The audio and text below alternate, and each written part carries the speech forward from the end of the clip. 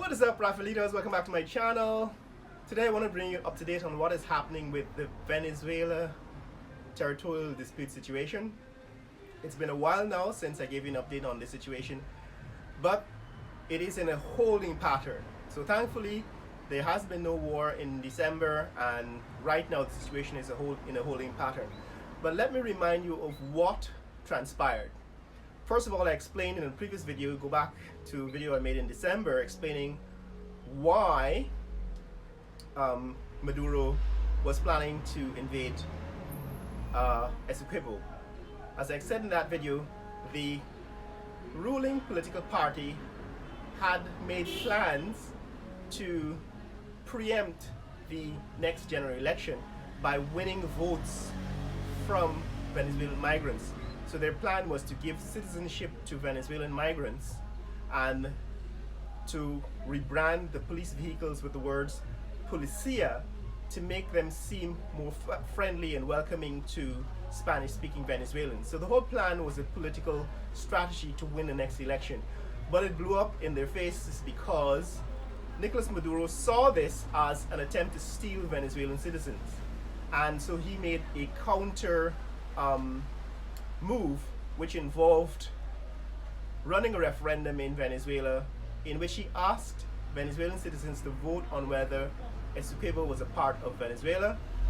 From that, he got approval, or this is how he interpreted that referendum, he got approval to annex Essequibo. And so what he did next is that he started amassing troops along the border between Guyana and Venezuela.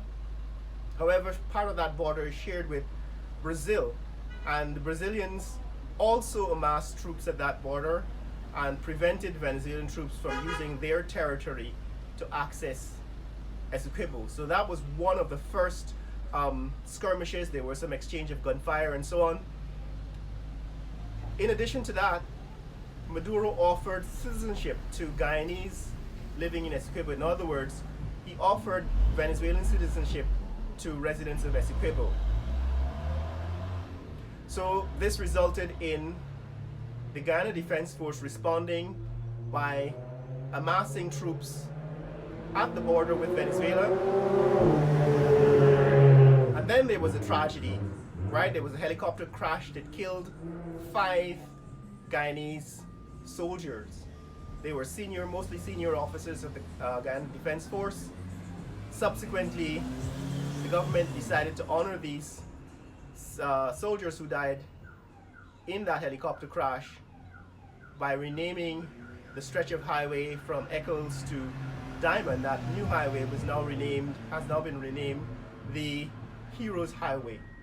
Right, but the problem is that the helicopter crash resulted from the fact that they were using outdated transport technology. In other words, they were using a Bell helicopter, which is normally used by news agencies and so on for military operations, and it was probably poorly maintained and so on. They're still investigating why that helicopter crash occurred, but it resulted in tragedy. I'm saying all this to say that all of this could have been avoided because all of this was caused by a political move, right, to win elections, right? And all of this could be avoided if there was not this silly attempt to hold on to power. In other words, this was all provoked by an attempt by the government to hold on to power to secure votes from Venezuelan migrants for the next elections. But what happened later on was also interesting. So the CARICOM state of St. Vincent and the Grenadines intervened.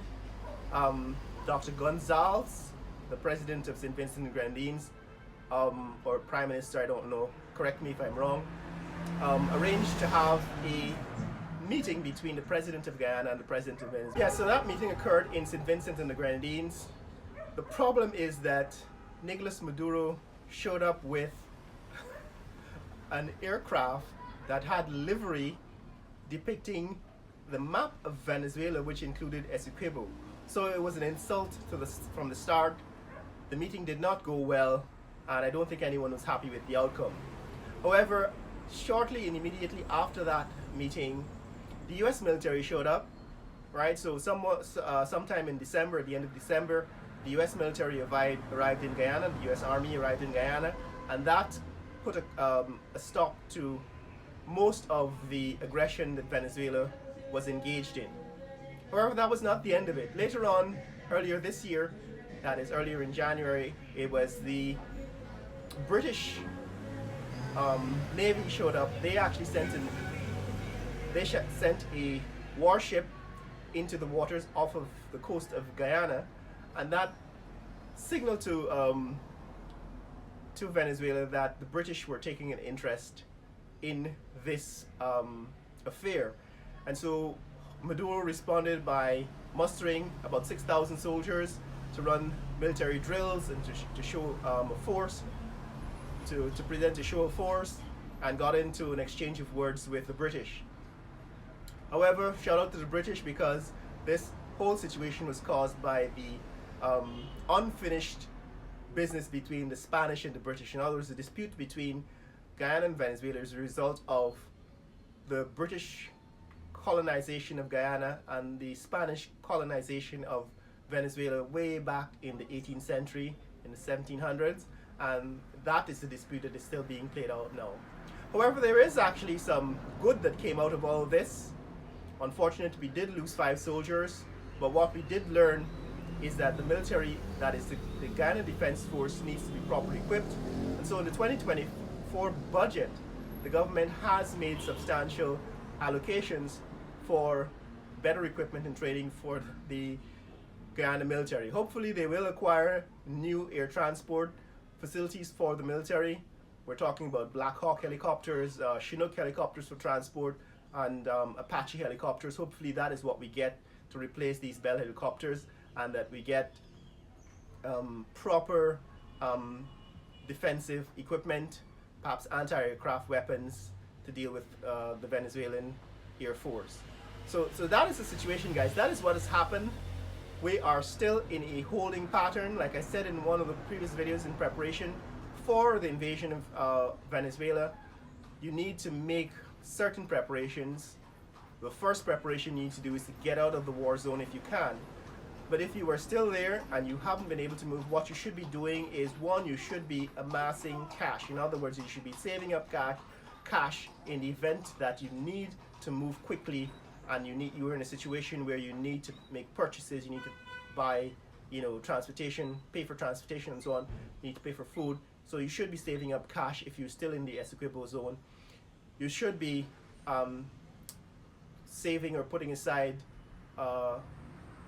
food stuff, in other words, storing non-perishable food for a situation where you need to go for a period of time without access to supermarkets and stores and so on.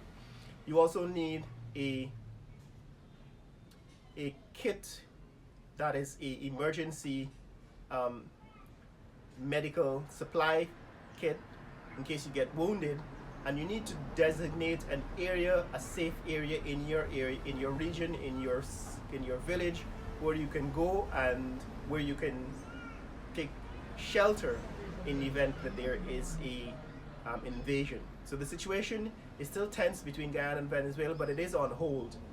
It's in a holding pattern, and hopefully it gives us time to prepare for and to equip our military, so that in the case this situation continues to worsen, we're able to respond appropriately. So that's what's happening, guys. That's what's up.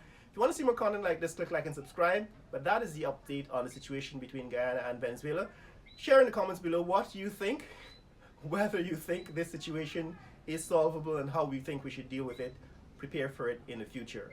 Share this video with friends and family around the world. Let people know what's happening here in Georgetown, Guyana. Later!